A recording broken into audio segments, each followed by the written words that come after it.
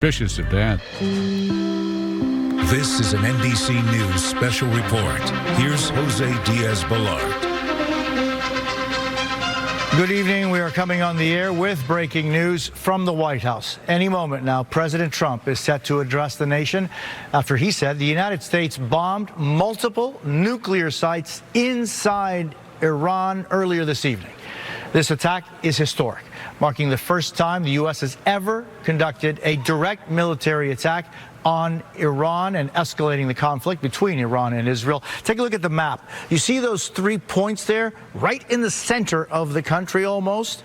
Those were the 3 sites the United States attacked. The President of the United States telling our own Kristen Welker that the attack was extremely successful. A complete and total success is how President Trump told our Kristen Welker. According to multiple White House officials, NBC News has also learned that the president is set to say that he is not planning any additional strikes on Iran. But I want to show you those words that the president has just released about an hour plus ago. But Kristen Welker spoke to the president. I want to go right to Kristen Welker, the moderator of Meet the Press. Kristen, what did he have to tell you? Jose, as you said, President Trump clearly emboldened in the wake of these strikes, hailing them as a complete success, a total success, and a great success. So that, I think, will be the tone that we can anticipate hearing from President Trump when he addresses the nation just moments from now. This is a turning point for President Trump, who campaigned on an America First foreign policy going back to 2016, 2020, 2024, arguing that he wanted to keep America out of foreign entanglements. This is a step toward ensnaring the United States in the Middle East conflict. President Trump had said that he was going to give diplomacy with Iran a chance. For months, the Trump administration had been talking to Iran, the president saying he would give them an additional 2 weeks, clearly coming to this conclusion after deciding that wouldn't work. Jose. And Kristen, here's the president. Very much.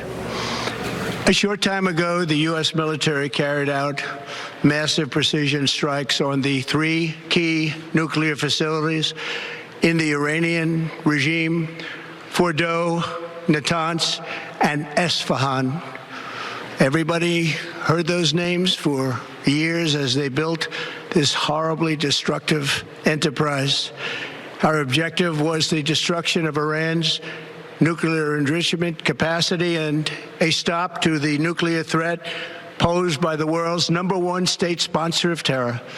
Tonight, I can report to the world that the strikes were a spectacular military success. Iran's key nuclear enrichment facilities have been completely and totally obliterated. Iran, the bully of the Middle East, must now make peace. If they do not, future attacks will be far greater and a lot easier. For 40 years, Iran has been saying death to America, death to Israel. They have been killing our people, blowing off their arms, blowing off their legs with roadside bombs. That was their specialty. We lost over 1,000 people, and hundreds of thousands throughout the Middle East and around the world have died as a direct result of their hate. In particular, so many were killed by their general, Qasem Soleimani. I decided a long time ago that I would not let this happen. It will not continue. I want to thank and congratulate Prime Minister Bibi Netanyahu. We worked as a team like perhaps no team has ever worked before. And we've gone a long way to erasing this horrible threat to Israel. I want to thank the Israeli military for the wonderful job they've done. And most importantly, I want to congratulate the great American patriots who flew those magnificent machines tonight, and all of the United States military on an operation the likes of which the world has not seen in many, many decades. Hopefully, we will no longer need their services in this capacity. I hope that's so. I also want to congratulate the chairman of the Joint Chiefs of Staff, General Dan Raisin-Kane, spectacular general, and all of the brilliant military minds involved in this attack. With all of that being said, this cannot continue. There will be either peace or there will be tragedy for Iran far greater than we have witnessed over the last 8 days. Remember, there are many targets left. Tonight's was the most difficult of them all, by far, and perhaps the most lethal. But if peace does not come quickly, we will go after those other targets with precision, speed, and skill. Most of them can be taken out in a matter of minutes. There's no military in the world that could have done what we did tonight, not even close. There has never been a military that could do what took place just a little while ago. Tomorrow, General Kane, Secretary of Defense, Pete Hegseth will have a press conference at 8 a.m. at the Pentagon. And I want to just thank everybody, and in particular, God. I want to just say we love you, God, and we love our great military. Protect them.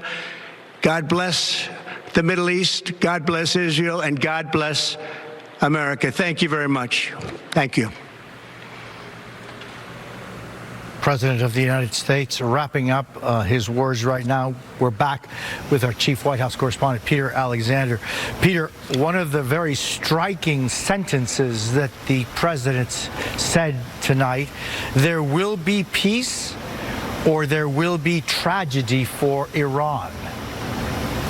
That's right, Jose. He said there will be peace or there will be tragedy that is far greater for Iran. I was struck by a couple of things he said here, and I was told in advance by multiple White House officials that the president was hoping these strikes and would communicate his hope that these strikes would help prompt Iran to come back to the negotiating table. The president said if there is not peace here forward, that future attacks would be far greater and, as he described it, a lot easier. But let's pull back the curtain for a little bit. The president only a matter of days ago said he would take up to 2 weeks to make a decision about whether or not the U.S. would intervene in Israel's war with Iran. Clearly, the president either had his mind made up when he made that announcement or made it up very quickly. It did certainly give him, in the eyes of some national security experts, a bit of breathing room where perhaps Iran had backed off any expectation that a strike of this kind would take place. So the president, we have now heard, with B-2 bombers that only the United States has, and with 30,000-pound bunker-busting bombs, again, bombs that only the United States has, in his words, totally obliterated the nuclear sites, 3 of them across Iran. Specifically, he said the objective was the destruction of Iran's nuclear capability. He describes today's effort as a spectacular success. Jose, I've had an opportunity to speak to others who were in this cabinet room, I should say the Situation Room, with President Trump here at the White House as he was monitoring what took place tonight. The Attorney General Pam Bondi, among those of whom were in the room, part of his national security team. She, in a text message, tells me this is a, quote, great day for our world's safety. But as we speak about this day, which is certainly historic, the real question now is about what we should expect in the days ahead. And the real concern, certainly in the eyes of those here at the White House and across the American national security community, is what retaliation is coming next from Iran. Certainly nobody expects Iran to slip away into the night quietly here. And the expectation is, even if Iran is not to retaliate, that certainly its proxies would be inclined to do so, with a series of potential targets across that region, including U.S. interests and assets like American bases there,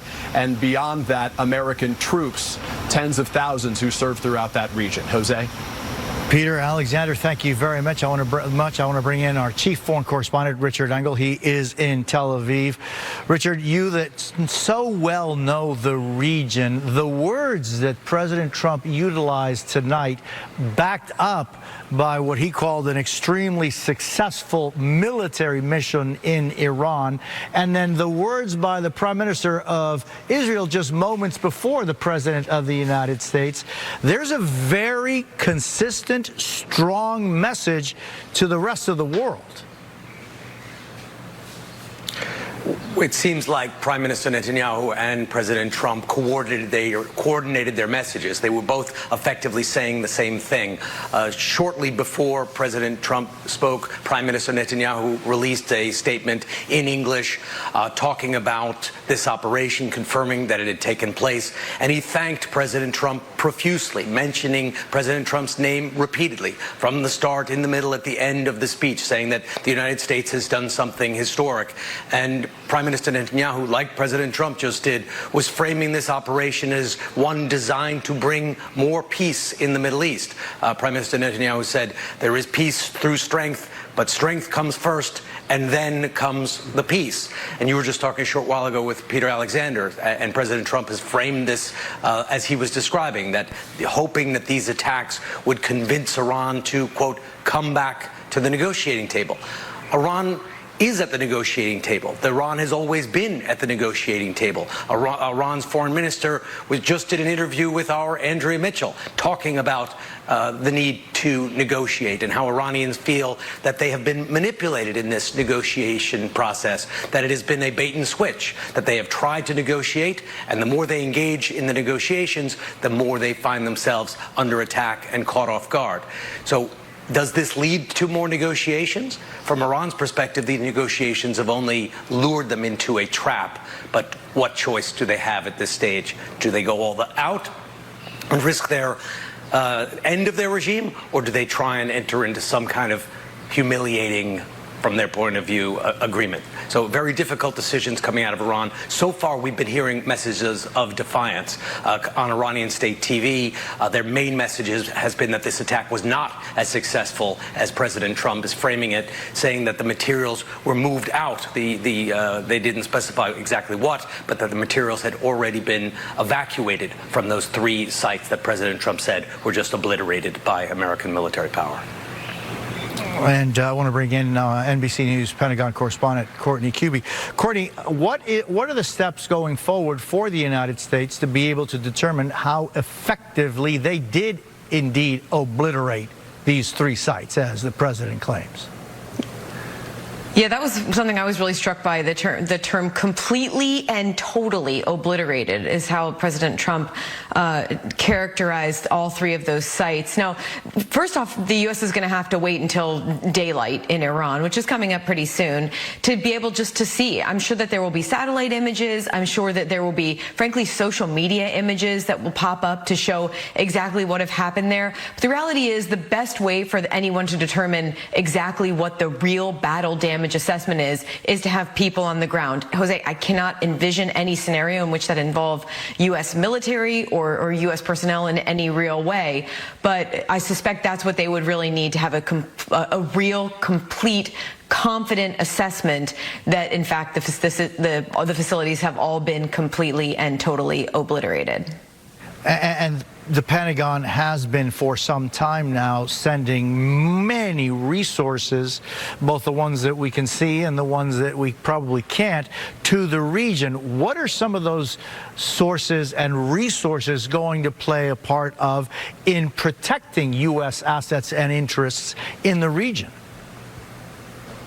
Yeah, so we've already seen some of them play out, and I suspect that they are only on an even higher heightened state of alert. I don't know how they can go any higher than they have been, frankly.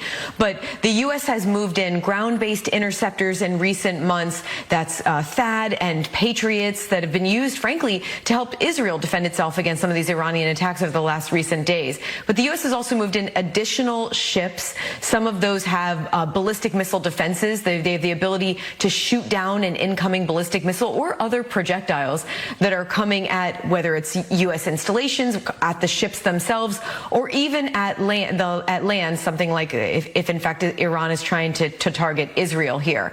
But the U.S. also has brought in additional air assets, so jets. They can put those up, they can shoot down drones, missiles, whatever it is that's coming at them. Jose, the big question is any concern about attacks from some of these smaller groups. So we're not talking about necessarily just ballistic missiles flying from Iran. A lot of that capability has actually been taken out in recent days. The bigger concern right now is these proxy networks that are there in the region. They aren't always firing off large-scale missiles and things. They attack bases with rockets, with mortars, but they can be very deadly in their efforts. And if they try to overwhelm some of these bases and these base defenses, that could pose a real problem for U.S. personnel in the region.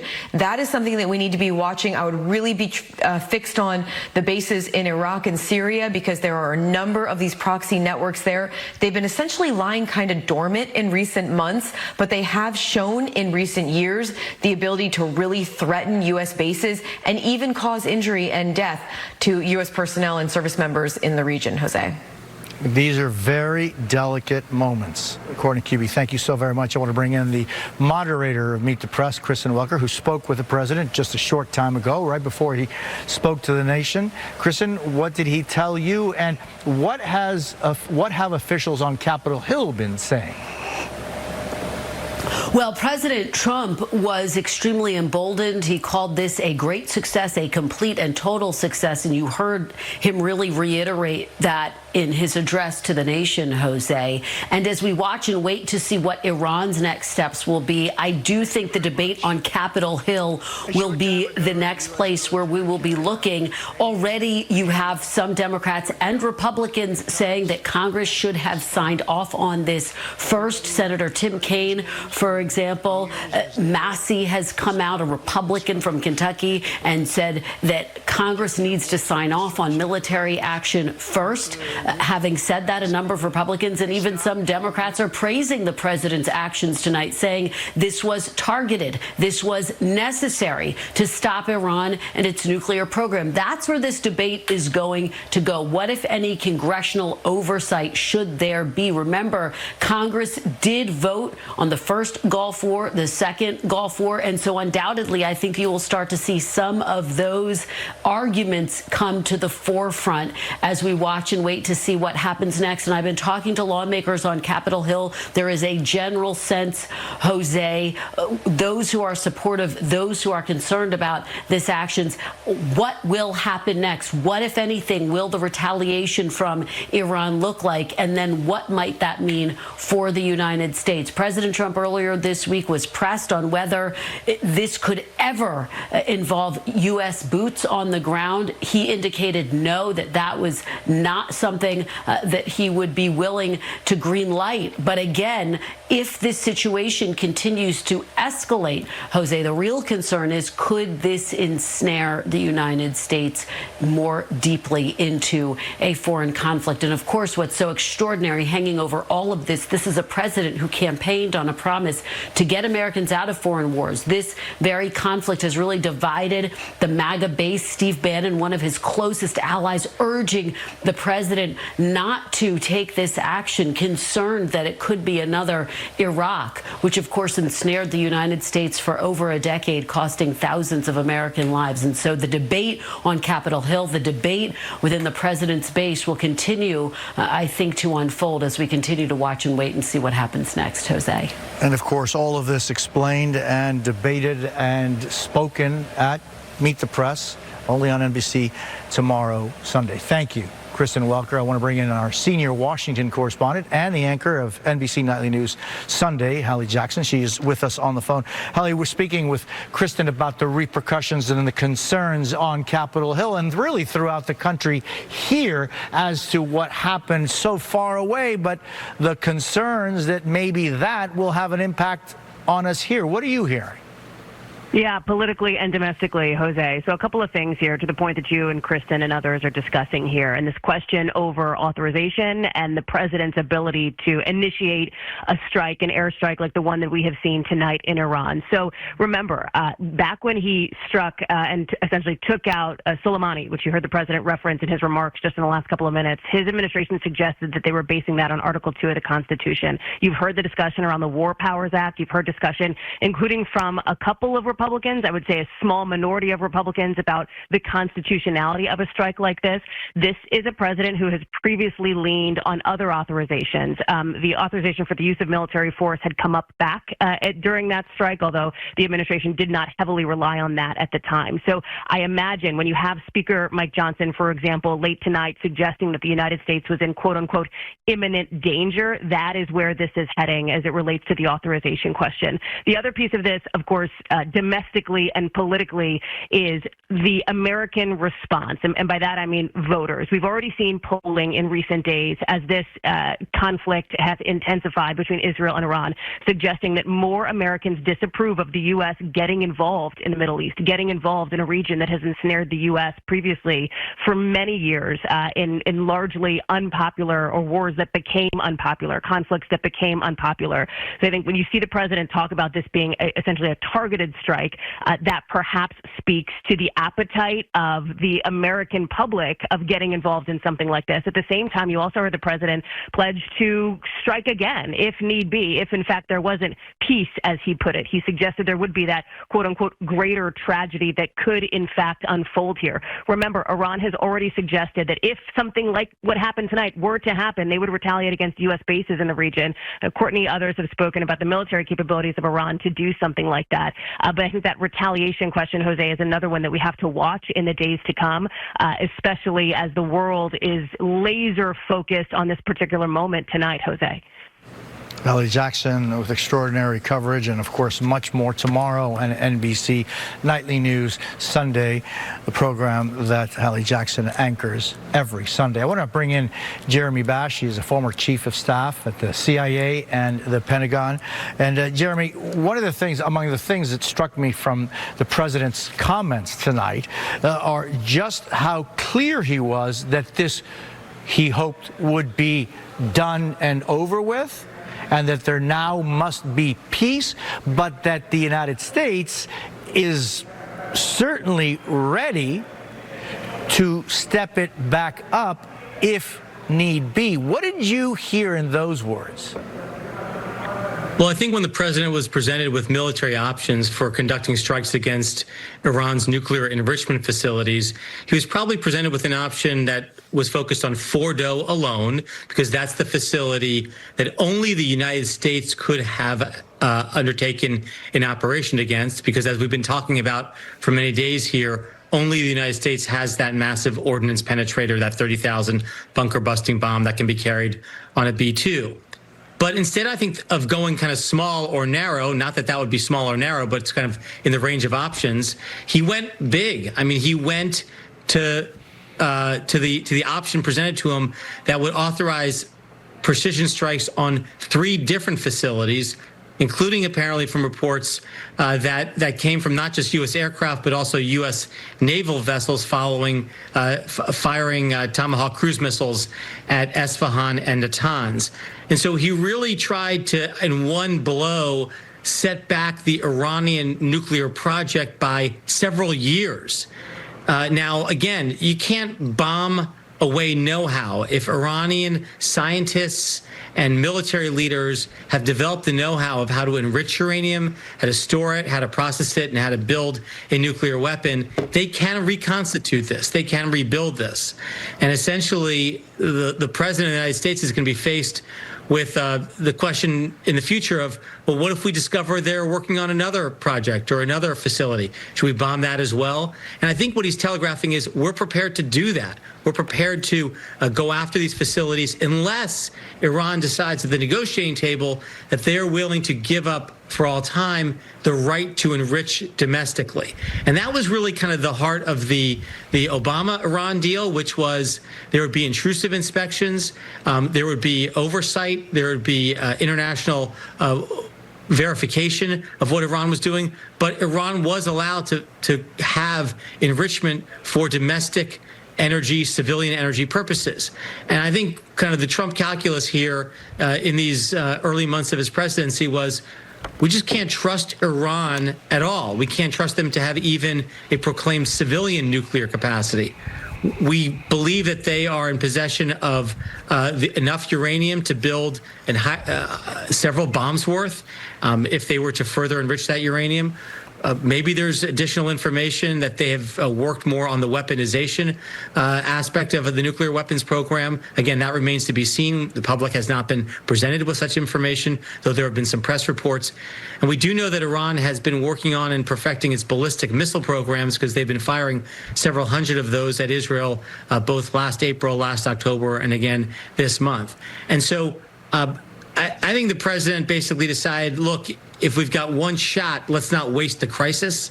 Let's go big. And it appears that that's what he's done tonight. And Jeremy, just you with your deep experience and understanding, as you are a student of this, as well as a participant over the years in so many aspects of it. But since 1979, the Iranian regime has been very clearly opposed to Israel and considers the United States the great Satan, the big enemy. And as early as 1979, when we had 444 days of 60 Americans and supporters taken in the American embassy in Iran for 444 days, and then 1983, the Beirut barracks explosion that killed 241 of Marines, patriots.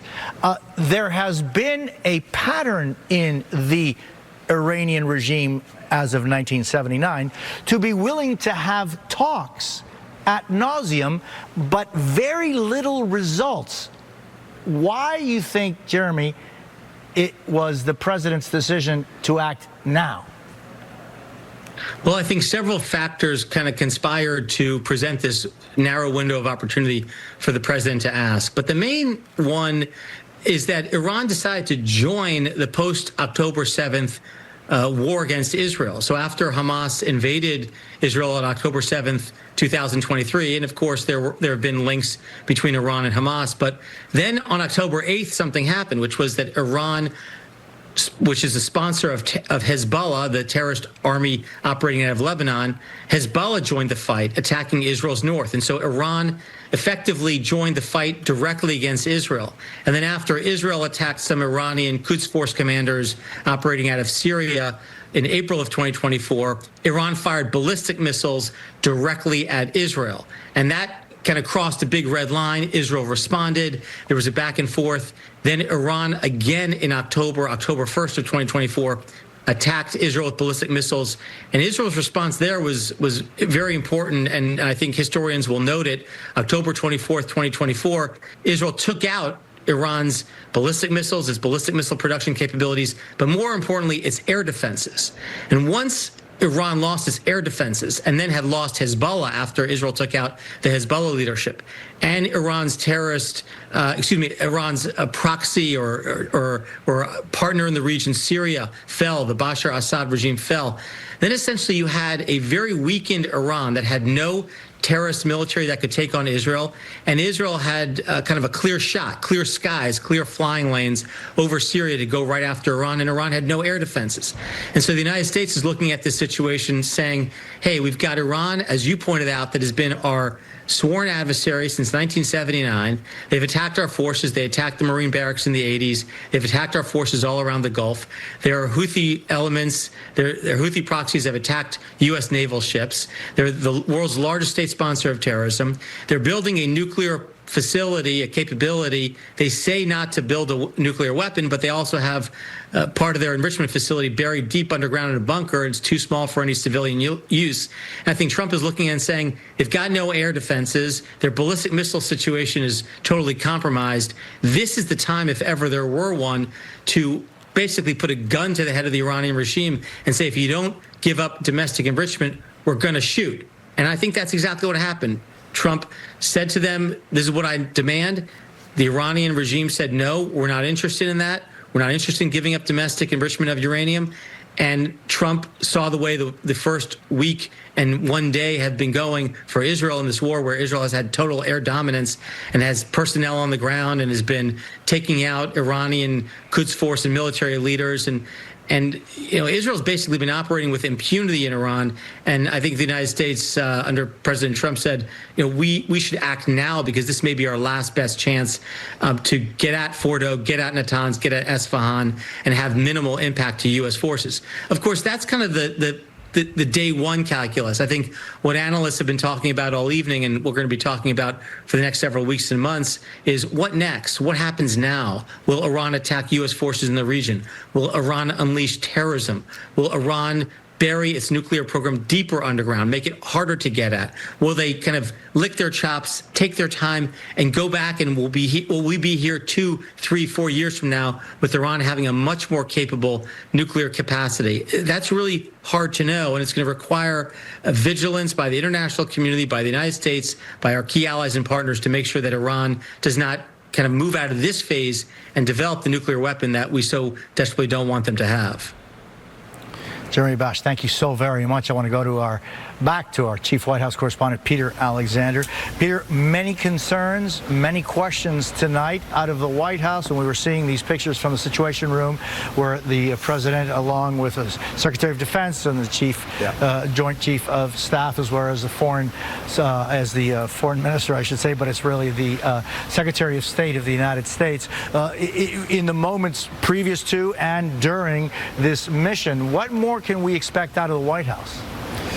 Well, we do know what's going to be interesting is that President Trump is scheduled to leave early next week for NATO, where he will come face-to-face with some of America's European allies. So this will obviously be at the top of that conversation. It comes just days after the president abruptly departed halfway through his visit with many other allies when he was in Canada as part of the G7 that was taking place there, the group of 7 leaders that were gathering together there. I'd want to give you some updates. We heard from the president moments ago. We are now hearing some of the reaction to the president's words, and among the concerns obviously right now for all Americans, certainly for this administration, is the potential for some form of retaliation. Moments ago, we just heard from Kristi Noem, of course, the Secretary for the Department of Homeland Security. She said, "We will work unceasingly to protect the American homeland." She writes, "Thank you, President Trump."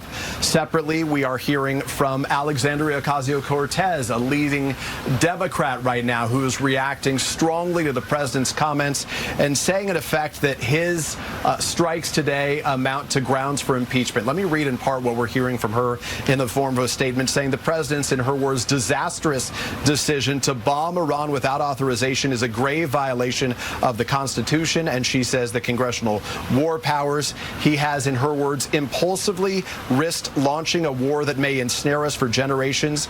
She adds, it is absolutely and clearly grounds for impeachment. And then finally, separately, we are hearing from the Israeli ambassador to the United Nations, who writes in part, "Thank you, Donald Trump." And he adds, "Today, President Trump proved that never again is not just a slogan, it is a policy." Obviously, the idea of never again following the Holocaust, where 6 million Jews lost their lives, many across the Jewish community worldwide, and certainly in Israel, viewed Iran. Bibi Netanyahu, Prime Minister Netanyahu, has communicated this many times, that the Iranians' desire was to annihilate the Jewish state there, in effect a repeat of the Holocaust. So that's the view as we are hearing from the Israelis. We will get more information specifically about what happened, perhaps a bit more of the TikTok as they can share it from the head of the Joint Chiefs of Staff, who is going to be speaking tomorrow morning alongside the Defense Secretary, Pete Hegseth, who joined the president, as we saw when he delivered those remarks earlier inside the residence here at the White House. Peter Alexander at the White House, thank you so very much. And it's just a little bit past 10:30. As a matter of fact, it's 10:32 p.m. on the East Coast. It's 7:32 on the Pacific Coast. And if you're just joining us, we're breaking news. President Trump addressing the nation moments ago after he said the United States bombed multiple nuclear sites inside on this evening. This is historic. It's the first time the U.S. has ever conducted a direct military attack on Iran. Obviously, the situation, the conflict between Iran and Israel is now have a completely different set of circumstances. This all began more than a week ago. The president calling it a spectacular military success and saying that they totally obliterated the nuclear sites, the 3 nuclear sites that were targeted. Here is his full 3-minute speech just moments ago. Thank you very much. A short time ago, the U.S. military carried out massive precision strikes on the 3 key nuclear facilities in the Iranian regime, Fordow, Natanz, and Esfahan. Everybody heard those names for years as they built this horribly destructive enterprise. Our objective was the destruction of Iran's nuclear enrichment capacity and a stop to the nuclear threat posed by the world's #1 state sponsor of terror. Tonight, I can report to the world that the strikes were a spectacular military success. Iran's key nuclear enrichment facilities have been completely and totally obliterated. Iran, the bully of the Middle East, must now make peace. If they do not, future attacks will be far greater and a lot easier. For 40 years, Iran has been saying death to America, death to Israel. They have been killing our people, blowing off their arms, blowing off their legs with roadside bombs. That was their specialty. We lost over 1,000 people, and hundreds of thousands throughout the Middle East and around the world have died as a direct result of their hate. In particular, so many were killed by their general, Qasem Soleimani. I decided a long time ago that I would not let this happen. It will not continue.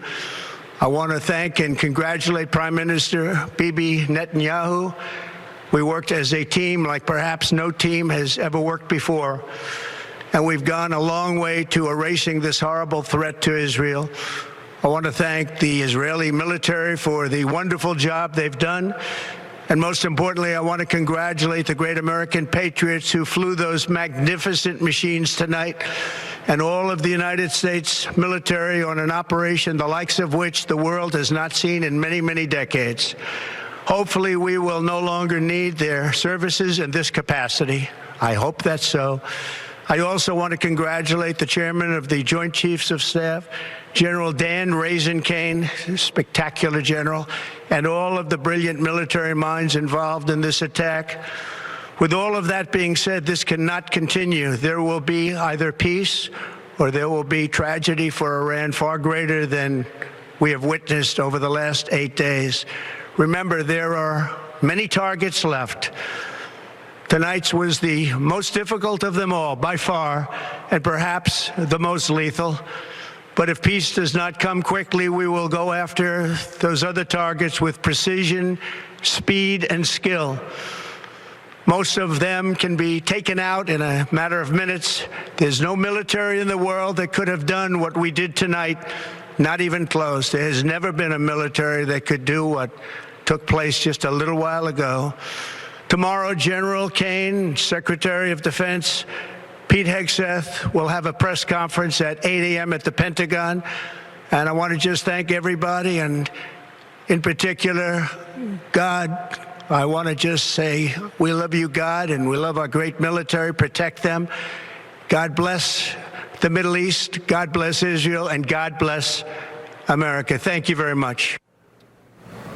The President of the United States just about 30 minutes ago. I want to bring back Meet the Press moderator, Kristen Welker. Kristen, you're now going to be speaking to the Vice President tomorrow? Jose, that's right. We do have an interview with Vice President J.D. Vance on Meet the Press tomorrow morning, and there are a number of questions clearly at the forefront in the wake of this monumental announcement and action by President Trump. What comes next? Of course, the world is bracing as Iran has warned for a counterattack. What will that look like? And then what will the United States response be to that? And then the big question for the administration as it relates to what we're hearing here in Washington, what's the reaction to lawmakers who are saying that President Trump needed congressional approval in order to take this step? You just heard my colleague Peter Alexander reading that tweet from Congresswoman Alexandria Ocasio-Cortez. We have seen a number of other tweets that echo that throughout the night. Representative Tom Massey, a Republican of Kentucky, saying this is not constitutional.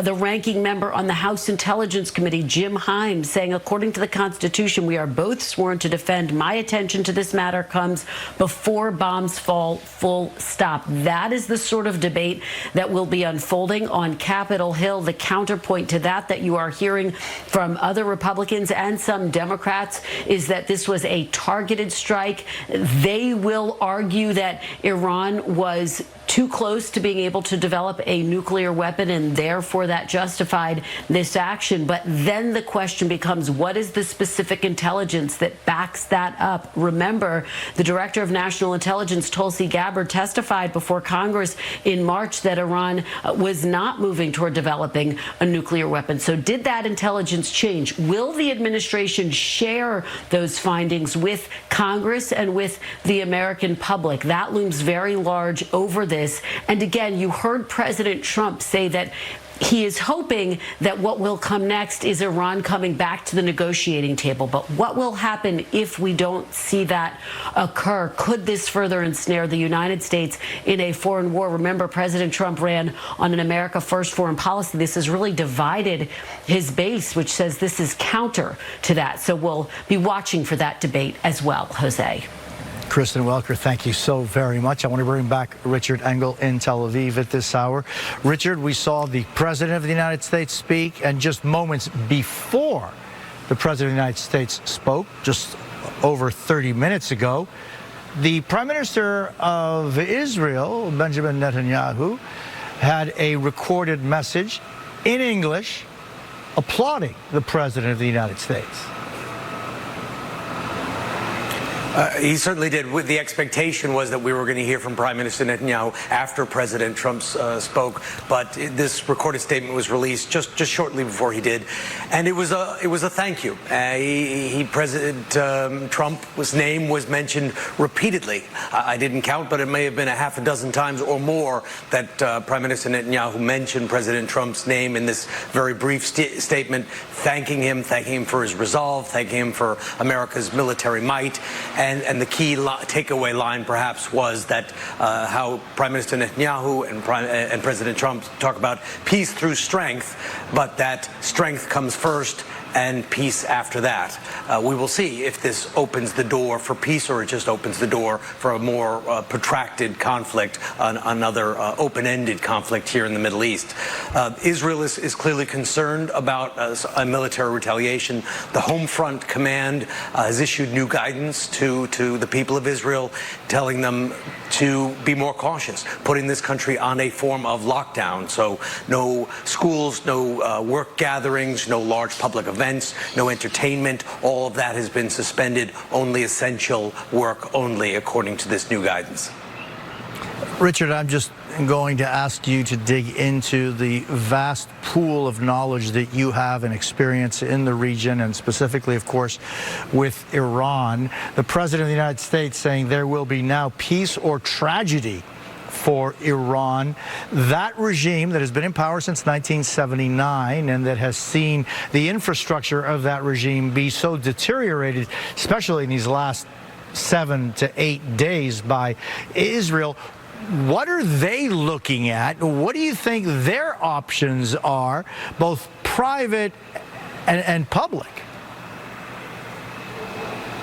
So this is a long battle that has gone on between the United States and Iran, Israel and Iran, that is now broken out into the open. It has now become a conventional war. But there was a war in the shadows. There is this animosity going back right to the foundation of Iran. When the Iranian Islamic Republic took over, the theocracy took over in 1979, and took over in part by taking American diplomats hostage at the embassy in Tehran. The two nations, America and Iran, began, or the new Iran after the Shah was overthrown, began as enemies, began as bitter enemies. And we're seeing some of that revenge, some of that sentiment still playing out right now. This well of animosity now coming to the surface. President Trump in his remarks talked about all the limbs that Iranian car bombs and roadside bombs caused. He's referring specifically to Iraq. When the United States invaded Iraq, became entangled in that country's civil war, unleashed that country's civil war, Iran intervened. Iran intervened so that it would have influence over Iraq. Iran started attacking American soldiers so that American soldiers would leave Iraq and not try and have regime change across the border in Iran. And many Americans were killed and injured by Iranian roadside bombs in Iraq after the U.S. intervened.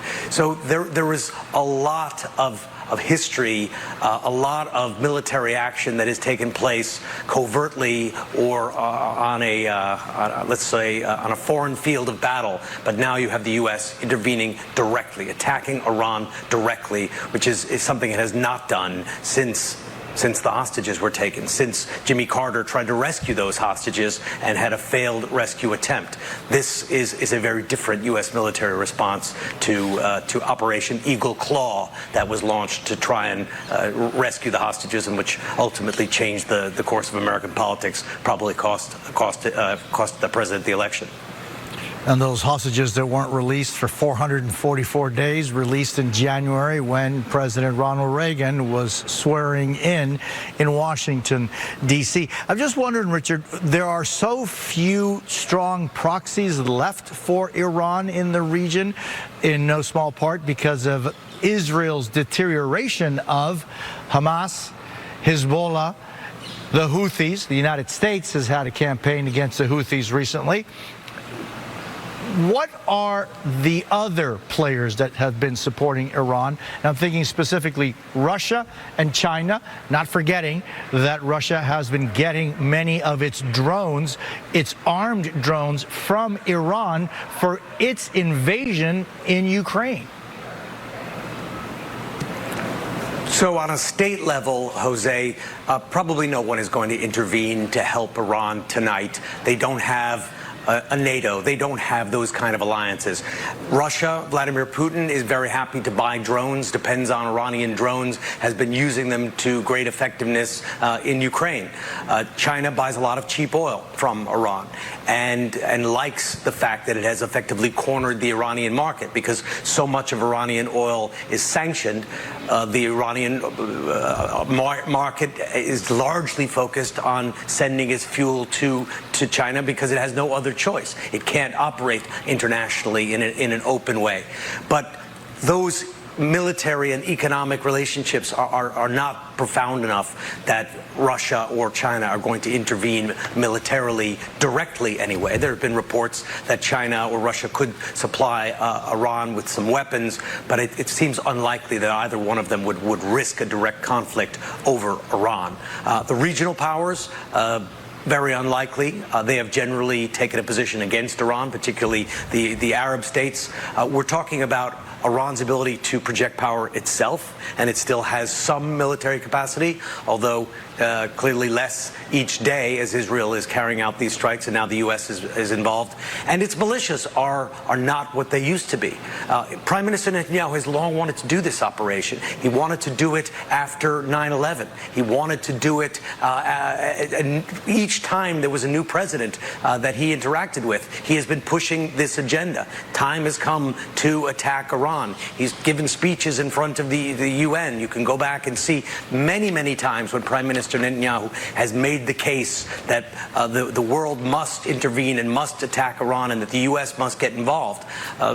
He differed from the Mossad. He did with the Israeli intelligence agency, which at some stage said it wasn't necessary, it was too risky. He's been pushing this agenda for a long time, and now had the ability to do it. He had a friend in President Trump who agreed, and Iran's proxies have already been effectively eliminated by several wars that Israel has launched since October 7th, coming up on 2 years this October.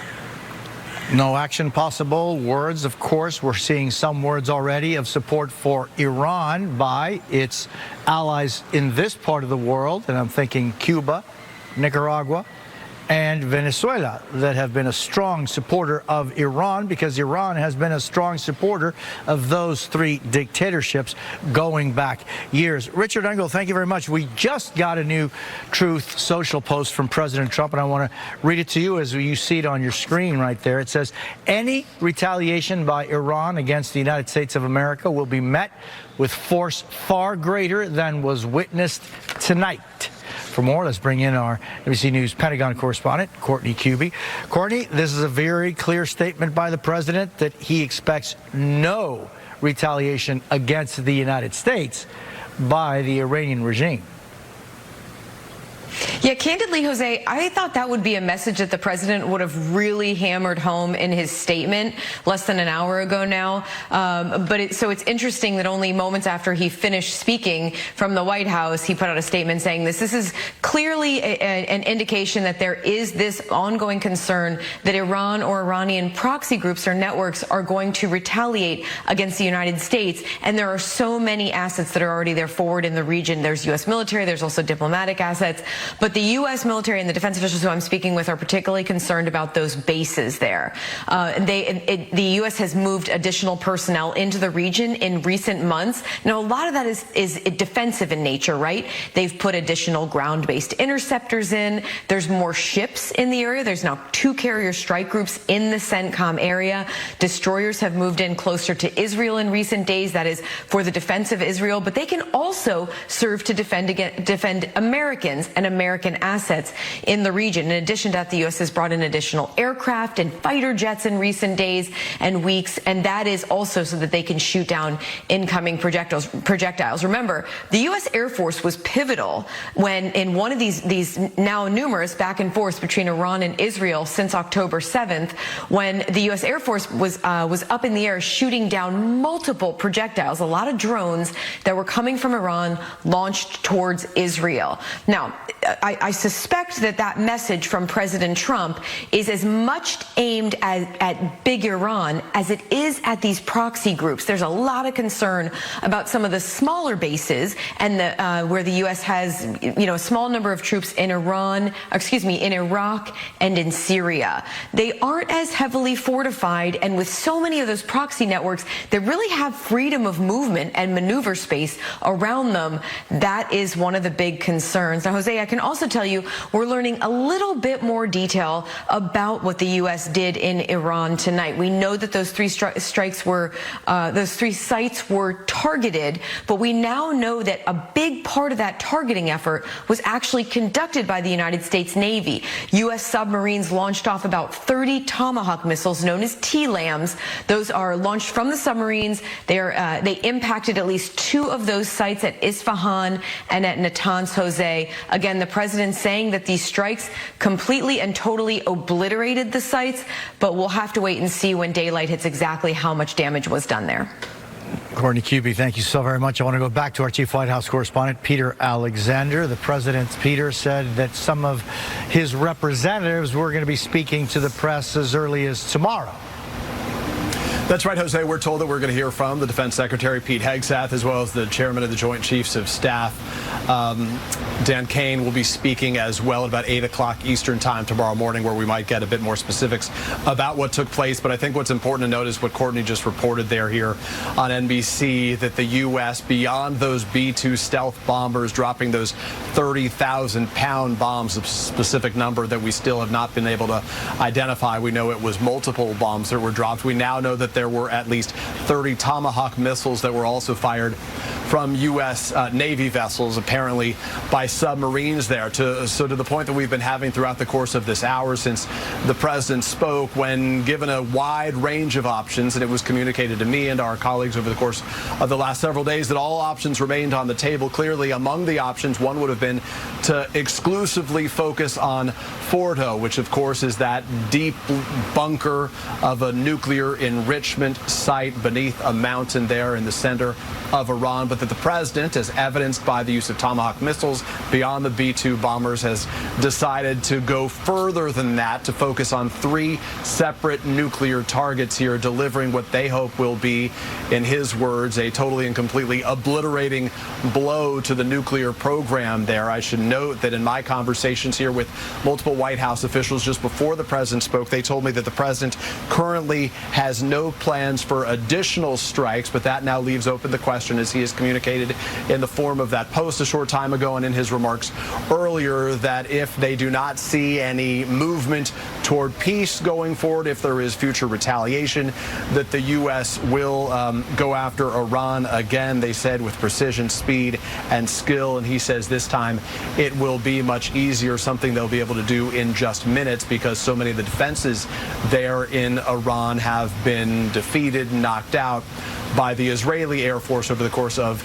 the last several weeks. Again, I think what, of course, tonight is historic, it is significant, and is monumental, and now the infighting will exist on both sides of the political aisle about whether this was constitutional and their views of it. Republicans and Democrats are largely divided there, but ultimately, I think the real way that the legacy will exist for this president is not just the decision to do this, but what the immediate days that follow and perhaps weeks and months that follow look like. And what form does the retaliation take? Is the U.S., does this lead to peace, or does it lead to a protracted conflict? All things the president, through our conversations with national security officials and White House officials over the course of this week, had communicated to him by those advisors as they spoke to him over the week. In effect, he was told, as it was described to me, the pros and the cons, what the potential fallout would be of each potential scenario. And so now we have seen what the president has decided. Now we wait to see what Iran decides to do in response. Peter Alexander at the White House, thank you so very much. I want to bring in retired U.S. Army General Barry McCaffrey, NBC News military analyst. General, looking at this strictly from a military perspective, this was, to use the president's words, extremely successful. Yeah, I think this was a bold and largely decisive attack to change the nuclear development equation inside Iran. Iran is greatly weakened, not just from the ongoing Israeli air attack on facilities throughout the country, but they're isolated, they have no allies, their proxies have been largely destroyed or neutralized. I think it may well be an incentive to negotiate, certainly not tomorrow, but in the coming months. The only drawback to it that's obvious, it's a political disaster probably for the Trump administration, largely not supported by the American people, by the Democratic Party, by his own party. And I think it also tends to gloss over what the Iranians are going to do in the next 72 hours. It's hard for me to imagine there won't be a military response. Hopefully ineffectual, but you always got to worry about the golden BB striking a U.S. Navy warship at sea, catastrophic losses, in which case I think it will unleash the power of the U.S. Air Force and naval, air, and Tomahawk missiles on the Iranian nation. That would be essentially, the reaction would be then essentially a de facto decapitation of the Iranian regime. General, the things have changed so much for Iran after the 7th of October, and you and I have had these conversations, for years now about the effectivity of the Israeli armed forces and its security and intelligence divisions when it's destroying much of Hezbollah with the walkie-talkies and the pagers to what they've done in Gaza, and they continue to do in Gaza. General, how much of that has permitted the United States to conclude this operation? Well, I think the impact of intelligence in general, the U.S., of course, has a remarkable overhead systems, electronic intercept, a human capability. The Israelis have a lot of native language speakers inside Iran. So the degree of penetration of the Iranian military and government is simply unbelievable. We also understood that they had mapped out pretty well with captured documents from a few years ago the state of development of the whole nuclear program. And I might add, although it's impossible to end the Iranian nuclear program, you can delay it by a year, a decade. And so my assumption is that's what's happened. We may have to strike it again, but the big question in my mind, Jose, is in the next 72 hours, how does Iran respond? They're weakened. We have 50,000 troops in the area. There are 2 carrier battle groups there now. A third has been told to deploy to the region. There's a lot of Air Force power in Saudi Arabia, the Gulf Coast states, Italy, the UK.